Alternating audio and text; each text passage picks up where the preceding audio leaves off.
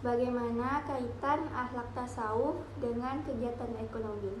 Menurut saya, seorang muslim dalam menjalankan suatu bisnis atau kegiatan ekonomi haruslah beretika, karena sesuai yang dianjurkan oleh Nabi kita, yaitu Nabi Muhammad SAW, yakni dalam menjalankan bisnis atau kegiatan ekonomi itu kita harus berperilaku jujur, ramah, harus sesuai dengan amanah apa yang dari awal kita atur, tidak boleh riba.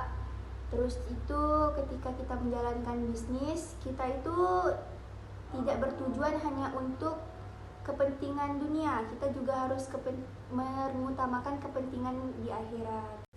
Untuk mencapai proses tersebut, kita harus memiliki waktu khusus untuk mensucikan diri, yaitu mensucikan diri dengan cara mendekatkan diri kita kepada Allah, dengan cara sholat, lebih banyak berdoa kepada Allah, dengan ikhlas, dengan khusyuk, dan tanpa paksaan. Pokoknya kita itu harus menyucikan diri kita dengan hal-hal yang mengingat Allah Subhanahu wa Ta'ala.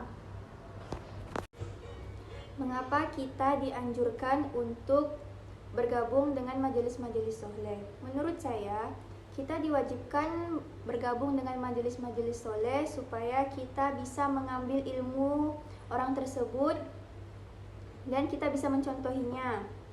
Jadi kita bisa juga mengikuti orang soleh tersebut, kita bisa menjadi soleh, kita dapat belajar ilmu banyak dari orang tersebut, kita bisa mencontohi sifat-sifatnya yang baik, tapi tidak juga dengan sifat-sifatnya yang buruk. Emang tidak sama persis sifat kita sama dia, tapi kita bisa mengambil sifat-sifat baiknya dan mencontohinya.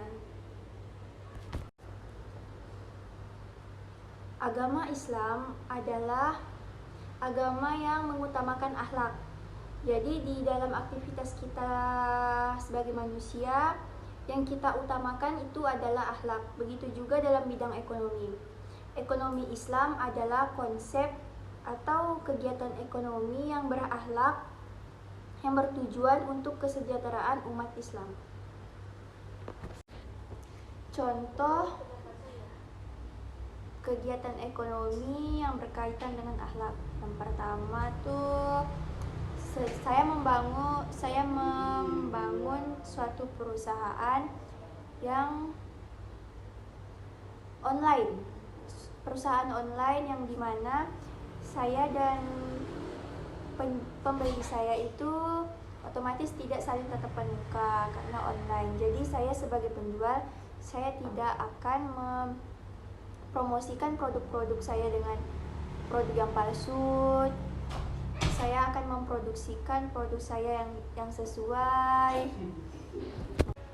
Dampak positif dari berdagang online yang berkaitan dengan akhlak itu adalah kita bisa berperilaku jujur, sabar, rendah hati, tidak melakukan bisnis secara riba ataupun saling menipu-nipu, itu tidak.